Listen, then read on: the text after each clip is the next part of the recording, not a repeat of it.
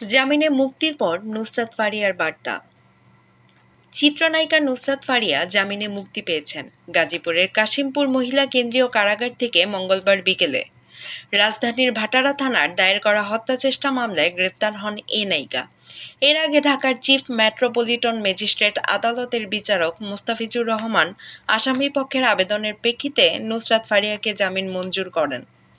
এদিকে কারামুক্ত হয়ে সবার প্রতি কৃতজ্ঞতা প্রকাশ করে এক ফেসবুক স্ট্যাটাস দিয়েছেন ফারিয়া, যেখানে অভিনেত্রী লিখেছেন, সবাইকে অনেক অনেক ধন্যবাদ এবং কৃতজ্ঞতা যারা আমার পাশে ছিলেন।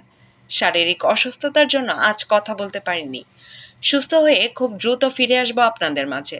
ফারিয়া লিখেছেন, জীবনের সবচেয়ে মুমূর্ষু সময় পার করেছে এই 2টা দিন। মানসিকভাবে খুবই ভেঙে পড়েছিলাম।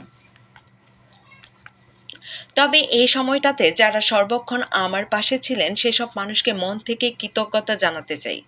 আমার সহকর্মী থেকে শুরু করে ইন্ডাস্ট্রির সবাই, এমনকি আপামর সাধারণ মানুষ যারা আমার হয়ে কথা বলেছেন, ন্যায়ের পক্ষে কথা বলেছেন, পাশে থেকেছেন, তাদের এই সাপোর্ট বা ভালোবাসা আমি আজীবন মনে রাখবো। ফারিয়া আরও লেখেন, আপনারা পাশে না থাকলে হয়তো এত দ্রুত আপনাদের মাঝে উপস্থিত হতে পারতাম না। বিশেষ করে ধন্যবাদ দিতে চাই আমাদের গণমাধ্যম কর্মীদেরকে। তাদের এই সাপোর্টটা ভীষণ দরকার ছিল।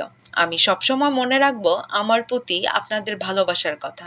এর আগে রবিবার দুপুরে থাইল্যান্ড যাওয়ার সময় ঢাকার হজরত শাহজালাল আন্তর্জাতিক বিমানবন্দর থেকে আটক করা হয় নুসরাত ফারিয়াকে।